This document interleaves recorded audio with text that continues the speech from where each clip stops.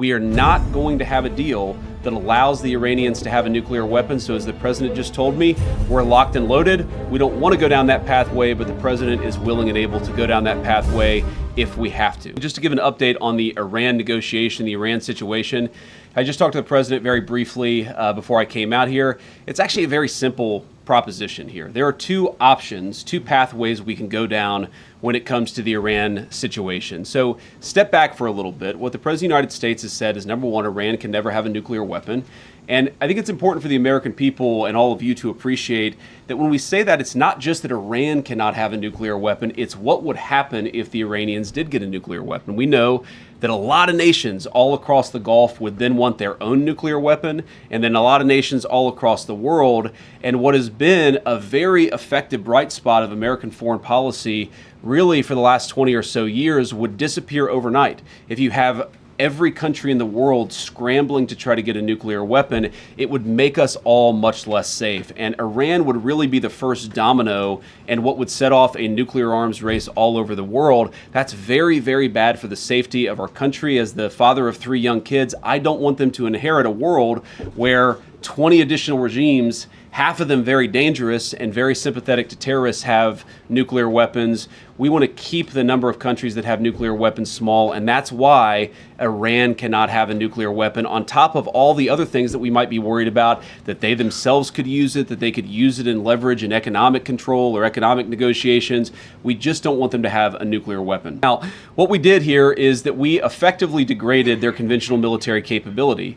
That has been done. That has been successfully done. You could always do a little bit more, but where we are now is the president has asked us, has told us to aggressively negotiate with the Iranians. Why did I go to Islamabad, Pakistan? Why did I spend, I think, probably 22 hours on a plane going there, 24 hours coming back, and then 21 hours on the ground negotiating with the Iranians? Is because we wanted to show a sign of good faith. The Vice President of the United States is willing to cut a deal so long as the Iranians are willing to meet us, again, on that core issue of never having a nuclear weapon.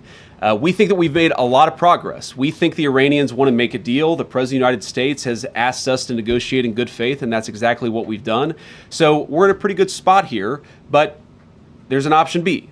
And the option B is that we could restart the military campaign to continue to prosecute the case, to continue to try to achieve America's objectives. And we could talk a little bit about what that looks like, but that's not what the president wants, and I don't think it's what the Iranians want either.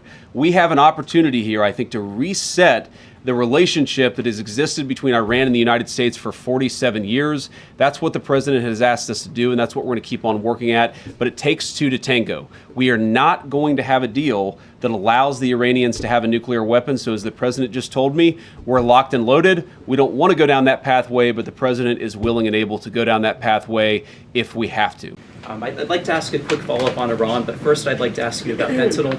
Fentanyl, sourced largely from China, killed about 403,000 Americans over the past 7 years, according to CDC data. That's one in every 850 Americans who died.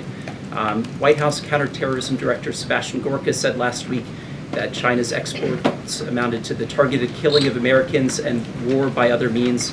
Do you agree with that assessment, and what is the Trump administration doing to punish and deter China, especially since the Supreme Court struck down the fentanyl tariffs? Go ahead. On Iran, is Russia taking possession of the enriched uranium in Iran a plausible end to the war? And if not, why not? So first, on the Russia taking possession of the enriched uranium, look, these things are being discussed through negotiation. That is not currently our plan. That has never been our plan. I've seen some reporting on that. I don't know where it comes from, but the president's going to continue to negotiate a deal. So that is not currently the plan of the United States government. The Iranians have not raised it. My sense is that's not something the Iranians would be particularly excited about, and I know the president isn't particularly excited about it either, but who knows? I'm not going to make pre-commitments in a negotiation on it. So last week, the Pentagon halted deployment of 4,000 troops, U.S. troops, in Poland, to Poland. This is in direct contradiction to President Trump explicitly promised not to reduce the troop level in Poland. So I'm going to ask you this question, which many people in Poland think. Why are you rewarding Putin and punishing your best ally in Europe? Well, first of all, I'd say there's been no president who's done more, frankly, to ensure that Ukraine survived the invasion of Russia than Donald Trump. As he famously said, Obama gave him sheets, I gave him javelins, and it was those javelins that ensured that Ukraine still has its territorial sovereignty. What he's also said is that he wants to pursue an American policy that focuses on the interests of the United States. And part of that foreign policy is not to reward Putin or not to punish a country like Poland, which we love. We love Poland. We love the Polish people.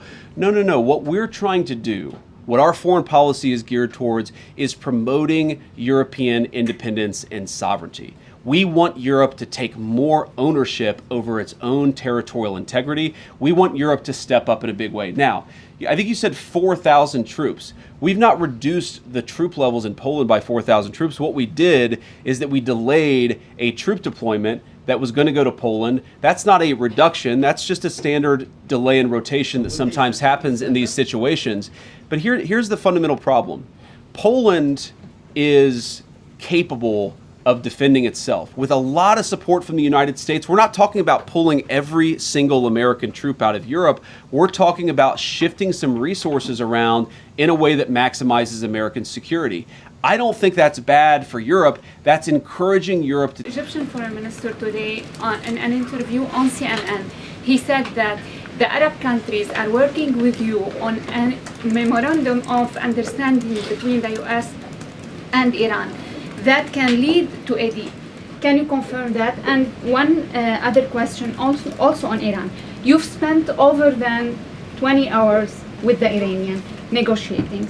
Do you believe that other countries may be able to achieve what those negotiations could not? Well, I think that the purpose of our initial negotiation was, one, to establish some relationships between two countries that hadn't talked directly in a very, very long time. And number two, just to get the pathway started to negotiation. I don't think any of us, meaning me, Jared Kushner, and Steve Witkoff, had any great confidence that we were going to be able to reach a deal. But we did think we were going to take important steps along the pathway to reaching a deal, and we did. Now, you asked what the Egyptian foreign minister said. I haven't seen those comments, so I won't comment on them myself. What I'd say is I'm not going to detail what's going on in the negotiation. There's a lot of back and forth. A lot of good progress is being made.